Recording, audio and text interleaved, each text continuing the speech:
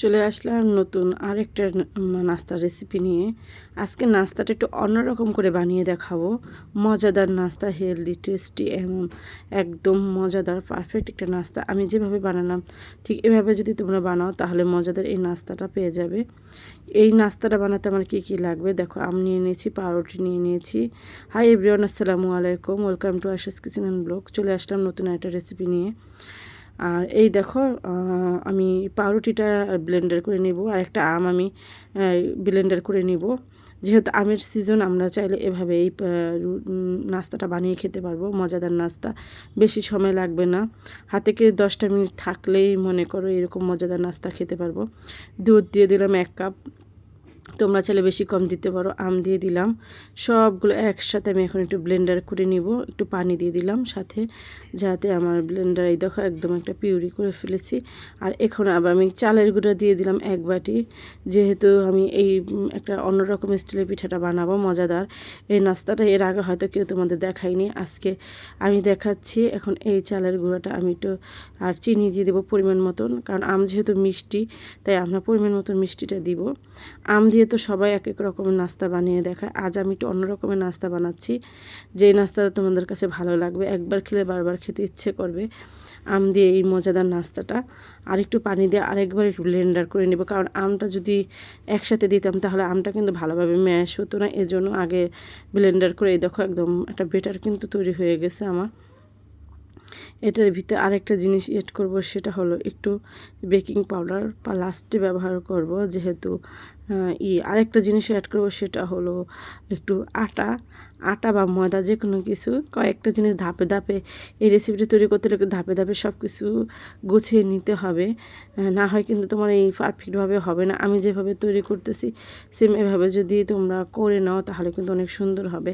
আর আমি যেটা বললাম, খাবার সোডাটা এখন দেবো না, খাবার সোডাটা দিব আমি লাস্টে। যেহেতু এই রেসিপিটা তৈরি করব, খাবার সোডাটা কিন্তু গুণমান কমে যায় যদি আগে থাকতে দিয়ে রাখো। তাই যখন আমরা এই পিঠাটা বানাবো তখন কিন্তু চুলায় দেওয়ার একটু আগে আমরা খাবার সোডাটা দিয়ে মিলিয়ে নিব। যাই হোক, কথা বলতে বলতে দেখো আমার এটাও কিন্তু মিশ হয়ে যাচ্ছে সুন্দর করে। আমি চামচ দিয়ে করে, তোমরা যদি হ্যান্ড উইচ থাকে ওটা দিয়েও তোমরা মিক্স করে নিতে পারো। আর চাইলে তোমরা ব্লেন্ডারে আবার একটা ব্লেন্ড করে নিতে পারো। আমি আর এই ঝামেলা করলাম না, হাত দিয়ে আমি একটু সুন্দর করে একটা বেটার তৈরি করে নিচ্ছি। আর যেহেতু এখন আমের সিজন, আমরা এই মজাদার নাস্তার রেসিপিটা তৈরি করে নিতে পারবো। আর তো চাইলে তোমরা এইভাবেই, যে এখন আমি আর একটু চিনি দিয়ে দিলাম, চিনিটা একটু কম হয়েছিল, আর একটু চিনি দিয়ে দিলাম। তাই একটু চেখে দেখলাম যে চিনিটার কী অবস্থা, দিয়ে আমি আর একটু সব কিছু নেড়ে ছেড়ে সুন্দর করে একটা বেটার তৈরি করে নিচ্ছি। আর যেই কথা যেই কাজ, কাঁঠাল দিয়েও কিন্তু আমরা এই পিঠাটা তৈরি করতে পারবো, কারণ এখন কাঁঠালের সিজন, কাঁঠাল কিন্তু সবার ঘরে ঘরেই থাকে। এরকম মজাদার পিঠা যদি করে আমরা রেখে দিতে পারি, তোমরা বক্সে করে, এই যে পিঠাটা আমি তৈরি করতেছি এটা তোমরা 1 সপ্তাহ বক্সে করে রেখে দিতে পারবে। বিস্কিটের মতনও হবে, কেকের মতনও হবে, একটা পিঠায় 2 রকম স্বাদ পেয়ে যাবে। আর এই দেখো নারিকেল কোড়া দিয়ে দিলাম, নারিকেল কোড়াটা অবশ্যই দিবে টেস্টের জন্য। কিছু উপকরণ দিয়ে এই মজাদার নাস্তা, তোমরা যদি ভিতরে এই নাস্তাটা না দেখো তাহলে কিন্তু বুঝবে না যে এই নাস্তাটার কী মূল আর কি টেস্ট, কী কী জিনিস দিয়ে আমি তৈরি করেছি। যদি আমার ভিডিওটা পুরোপুরি দেখো তাহলেই বুঝতে পারবো যে এই ভিডিওটা রেসিপিটার ভিতরে কী কী দেওয়া হয়েছে। আর দেখো আমি সুন্দর করে এগুলো ম্যাশ করে নিয়েছি, এখন একটুখানি সময় রেখে দিব।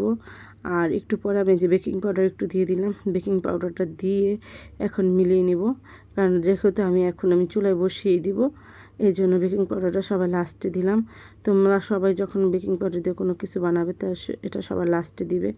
আর ওই যে চাকা চাকা দেখা যাচ্ছে, এগুলো কিন্তু নারিকেলটা বরফে ছিল, আমার উচিত ছিল তোমরা অবশ্যই বরফের জিনিসটা আগে নামিয়ে রাখবে, আমার মতন বোকামি করবে না।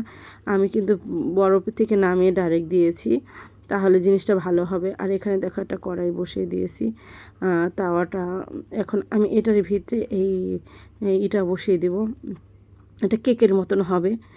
এই মোলটা একটু তেল বসিয়ে দিলাম, এটার ভিতরে সম্পূর্ণ বেটারটা আমি দিয়ে দিলাম। দেখো সম্পূর্ণ বেটারটা কেচে আমি দিয়ে দিব।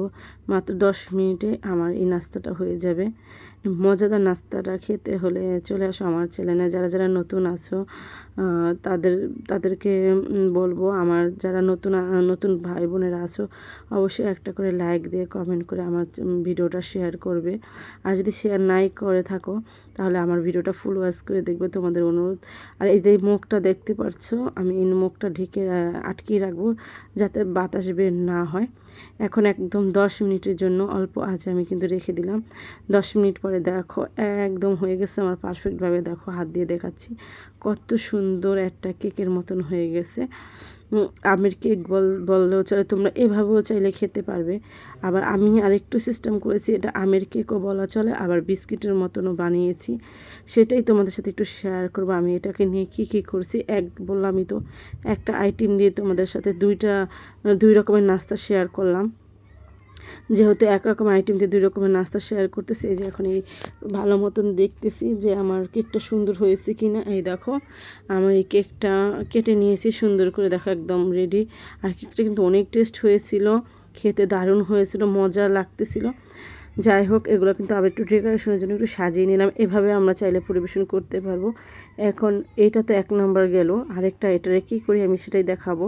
আমি কিছু কেক এভাবে খেয়েছি, আর কিছু কেক আমি এই যে দেখো এখন প্লেটে নিয়ে এখন চাকু দিয়ে আমি চিকন করে কেটে বিস্কিটের সাইজ করে যেহেতু আমরা অনেক সময় ড্রাই কেকও খাই ছোটো ছোটো আকারে, এটা আমের ড্রাই কেক বললেও চলে। আম দিয়ে এরকম মজাদার ড্রাই কেকও আমরা বানিয়ে খেতে পারবো চাইলে। যেহেতু ড্রাই কেক কিন্তু ফার্স্টে কেক বানাতে হয়, তারপর তেলে ভাজতে হয়, তাই ওই রকমই কেকের মতন আম দিয়ে কেক বানালাম, আম দিয়ে আর ড্রাই কেক তৈরি করে নিলাম তেলে ভেজে। দেখো কত সুন্দর হবে। তাই এক নাস্তা 2টা আম দিয়ে কখনোই তোমরা হয়তো খাওনি এরকম নাস্তা কেক বানিয়ে। আজ আমি তোমাদের সাথে সেটাই শেয়ার করলাম। দেখো এখন আমি এইগুলো একটা কড়াইতে কিন্তু তেল অলরেডি বসিয়ে দিয়েছি গরম হওয়ার জন্য। আমি এইগুলো এখন ভাজবো আর তোমাদের সাথে শেয়ার করব। আমার কাছে কিন্তু ভালো লেগেছে অনেক অনেক। তোমরা চাইলে এভাবে একবার হলো ট্রাই করতে পারো আমার মতন, তাহলে তোমরা বুঝতে পারবে এটা টেস্টটা কীরকম আসে। খুব মজাদার এই রেসিপিটা, একবার খেলে বারবার খেতে ইচ্ছে করবে। এই যে কালো একটা কড়াই নিয়ে নিয়েছি, যেহেতু তেলা ছিল তাই তোমরা কিছু মনে করবে না। সবসময় ভালো জিনিসে ব্যবহার করা যায় না, মাছের মধ্যে যা থাকে সামনে সেটা দিয়েই করি আমি। দেখো এই যে সুন্দর করে একবার ভেজেছি, দেখো ব্রাউন কালার করে।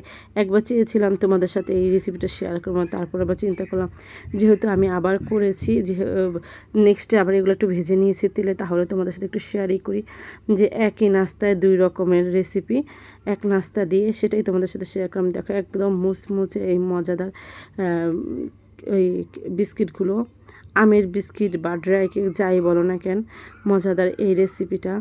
আমি কিন্তু অনেক দিন আগে এটা বানিয়ে রেখেছি। এখন আমি কি রেসিপিটার ভয়েসও দেওয়া হয় না, আর কী বানাবো চিন্তা